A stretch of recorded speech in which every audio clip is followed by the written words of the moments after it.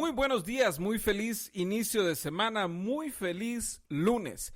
Bienvenidos a Reflexiones, el podcast de discusión inteligente y razonable creer en Dios. Mi nombre es Juan Callejas y es para mí un gran gusto compartir con ustedes y continuar con ustedes la lectura y reflexión sobre el libro de Efesios. El día de hoy nos concentraremos en el capítulo número 4, así que entrando directamente en la lectura, Efesios 4, leyendo desde la Nueva Traducción Viviente.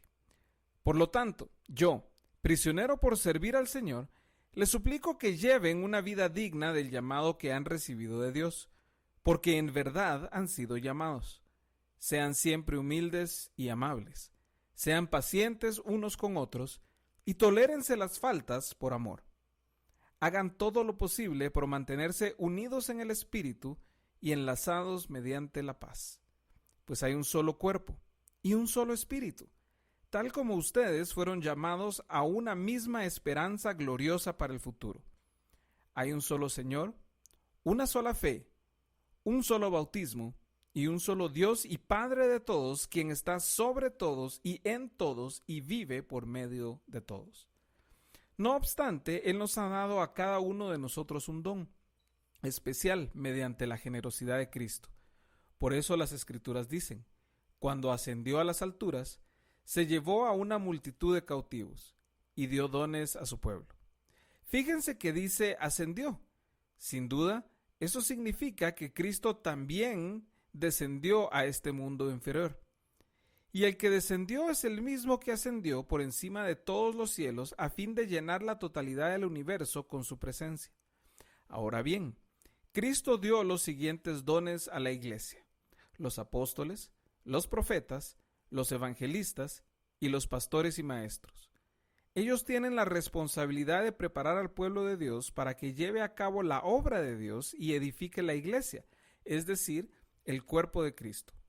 Ese proceso continuará hasta que todos alcancemos tal unidad en nuestra fe y conocimiento del Hijo de Dios que seamos maduros en el Señor, es decir, hasta que lleguemos a la plena y completa medida de Cristo. Entonces ya no seremos inmaduros como los niños. No seremos arrastrados de un lado a otro ni empujados por cualquier corriente de nuevas enseñanzas. No nos dejaremos llevar por personas que intenten engañarnos con mentiras tan hábiles que parezcan la verdad. En cambio, hablaremos la verdad con amor, y así creceremos en todo sentido hasta parecernos más y más a Cristo, quien es la cabeza de su cuerpo, que es la iglesia. Él hace que todo el cuerpo encaje perfectamente, y cada parte, al cumplir con su función específica, ayuda a que las demás se desarrollen, y entonces todo el cuerpo crece y está sano y lleno de amor. Con la autoridad del Señor digo lo siguiente: ya no vivan como los que no conocen a Dios, porque ellos están irremediablemente confundidos. Tienen la mente llena de oscuridad, vagan lejos de la vida que Dios ofrece porque cerraron la mente y endurecieron el corazón hacia Él. Han perdido la vergüenza, viven para los placeres sensuales y practican con gusto toda clase de impureza. Pero eso no es lo que ustedes aprendieron acerca de Cristo. Ya que han oído sobre Jesús y han conocido la verdad que procede de Él, desháganse de su vieja naturaleza pecaminosa y de su antigua manera de vivir, que está corrompida por la sensualidad y el engaño. En cambio, dejen que el Espíritu les renueve los pensamientos y las actitudes. Pónganse la nueva naturaleza creada para ser a la semejanza de Dios, quien es verdaderamente justo y santo. Así que dejen de decir mentiras. Digamos siempre la verdad a todos porque nosotros somos miembros de un mismo cuerpo. Además, no pequen al dejar que el enojo los controle. No permitan que el sol se ponga mientras siguen enojados, porque el enojo da lugar al diablo. Si eres ladrón, deja de robar. En cambio, usa tus manos en un buen trabajo digno y luego comparte generosamente con los que tienen necesidad. No empleen un lenguaje grosero ni ofensivo. Que todo lo que digan sea bueno y útil a fin de que sus palabras resulten de estímulo para quienes las oigan. No entristezcan al Espíritu Santo de Dios con la forma en que viven. Recuerden que Él los identificó como suyos y así les ha garantizado que serán salvos el día de la redención. Líbrense de toda amargura, furia, enojo, palabras ásperas, calumnias y toda clase de mala conducta. Por el contrario, sean amables unos con otros, sean de buen corazón y perdónense unos a otros, tal como Dios los ha perdonado a ustedes por medio de Cristo. Fin del capítulo 2. Pablo entonces continúa exhortando a la iglesia en Éfeso a ser fortalecida en la esperanza que tienen. Esta esperanza que tienen en el Evangelio, en el ser salvos por gracia a través de la fe, los lleva a formar parte de una nueva comunidad de fe. Como cristianos somos salvos no solo para nuestra vida eterna, sino al ser salvos somos insertados dentro de una comunidad. Somos parte de la Iglesia Universal, iglesia con I mayúscula, y para poder vivir como Iglesia Universal, nos reunimos en pequeñas congregaciones locales, en iglesias que están diseñadas para mostrarle al mundo cómo se vive de acuerdo a la voluntad de Dios, cómo se ama de acuerdo a la voluntad de Dios, cómo se convive, cómo se construye sociedad de acuerdo a la voluntad de Dios. Entonces Pablo a los efesios los llama entonces a construir una comunidad distinta, una comunidad que sea distinguida principalmente por la unidad. Pablo les recuerda que el vivir una vida digna del llamado que han recibido de Dios requiere humildad, amabilidad, paciencia, tolerancia y la búsqueda intencional de la unidad en el Espíritu a través de la paz. ¿Por qué? Porque Dios tiene una sola iglesia, hay un solo cuerpo, hay un solo Espíritu, Dios, el Espíritu Santo, que nos une a todos. Hay una sola esperanza para el futuro, que es la vida eterna en Cristo Jesús. Un solo Señor, nuestro Señor Jesucristo, una sola fe que nos lleva hacia Él y un solo bautismo mediante el cual somos recibidos a la familia de Dios. Y un solo Dios y Padre que está por encima de todos nosotros y que es al final quien actúa a través de nosotros para que podamos mantener esa humildad y esa unidad. Y para hacerlo, Dios nos ha dado a cada uno dones especiales a través de los cuales podemos servir mejor a nuestros hermanos y hermanas y al mundo alrededor nuestro. Jesús, al ascender a los cielos, luego de haber muerto y resucitado, Él ascendió físicamente a los cielos. Y con esa ascensión a los cielos, la promesa de que Él enviaría el Espíritu Santo se cumple. Y Él envía el Espíritu Santo para dotarnos de estos dones especiales, que van más allá de simples habilidades que tenemos o inclinaciones que tengamos. Son dones sobrenaturales que nos facultan para servir al pueblo de Dios de una manera muy particular y para dar testimonio de la gloria del Evangelio.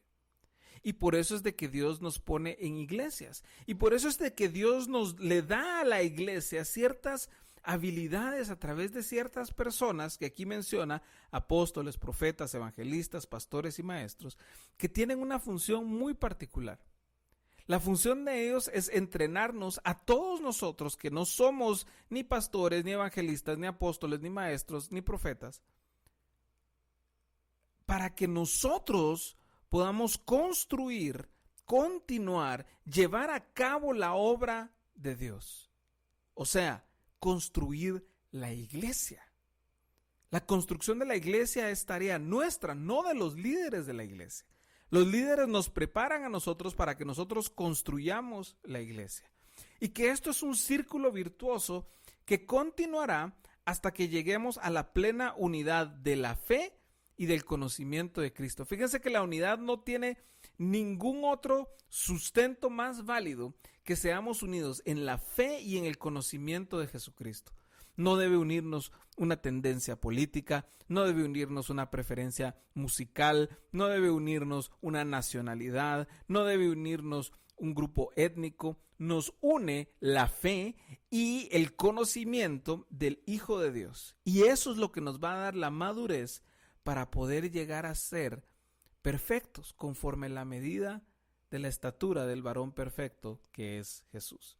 Y eso es lo que nos va a guardar de no ser arrastrados de un lado para el otro. Hoy vemos a cristianos arrastrados por cualquier lado con cualquier tipo de enseñanzas, unas más absurdas que otras, pero al final vemos a cristianos arrastrados por todos lados.